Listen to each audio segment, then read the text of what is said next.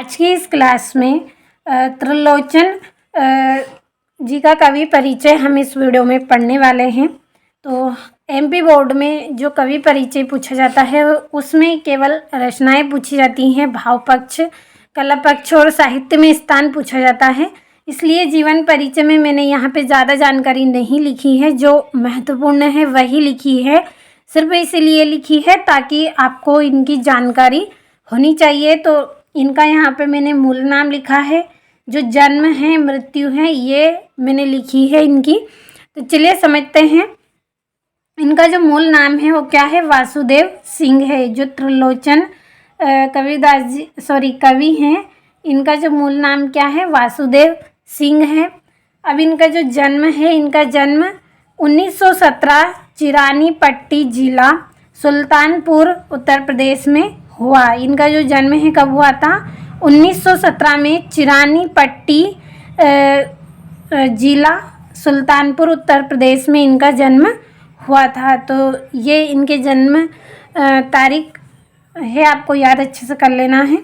अब इनको प्रमुख जो सम्मान मिला है, तो इनको प्रमुख सम्मान साहित्य अकादमी सलाका सम्मान इनको मिला है। साथ में महात्मा गांधी पुरस्कार भी इनको उत्तर प्रदेश में ही मिला है। समझ में आया होगा आपको कि इनको 2 पुरस्कार दिए गए हैं, साहित्य अकादमी सलाका सम्मान मिला है और महात्मा गांधी पुरस्कार भी इनको प्राप्त हुआ है। अब इनका जो निधन है, यानी कि इनकी मृत्यु है, इनकी मृत्यु कब हुई थी, सन 2007 में इनकी मृत्यु हो गई थी।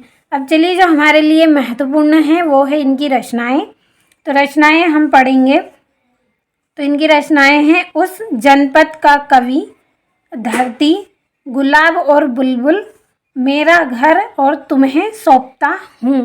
तो ये इनकी रचनाएं हैं। एक से अधिक लिखी हैं ताकि जो आपको आसान सरल लगे वो आप नोट कर लें और कंप्लीट अच्छे से करें। तो रचनाएं इनकी बहुत ही आसान हैं। उस जनपद का कवि, धरती, गुलाब और बुलबुल और मेरा घर तुम्हें सौंपता हूँ, ये इनकी रचनाएं हो गई। अब इनका भाव पक्ष हम समझ लेते हैं। इनका जो भाव पक्ष है, इनकी कविताओं में ग्रामीण जीवन, किसान मजदूरों के संघर्ष की संवेदनाएं झलकती हैं।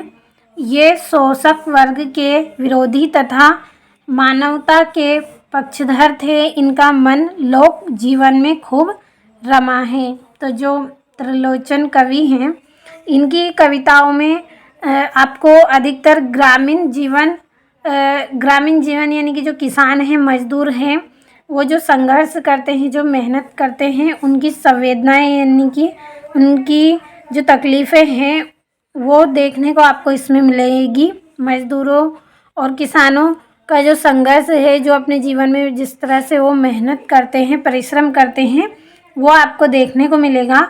और ये शोषक वर्ग के विरोधी तथा मानवता के पक्षधर थे और इनका मन लोक जीवन में खूब रमा है। जिनके साथ अन्याय किया जाता है उनके साथ ये क्या करते हैं, मतलब उनका ये विरोध करते हैं। और मानवता के पक्षधर में ये थे, यानी कि अच्छे विचार जिनके होते हैं उनके ये सहायक थे और इनका मन लोक जीवन में खूब रमा है। तो इस तरह से ये इनका भाव पक्ष है, काफ़ी आसान और सरल है, आपको अच्छे से कंप्लीट कर लेना है। अब कला पक्ष हम पढ़ेंगे।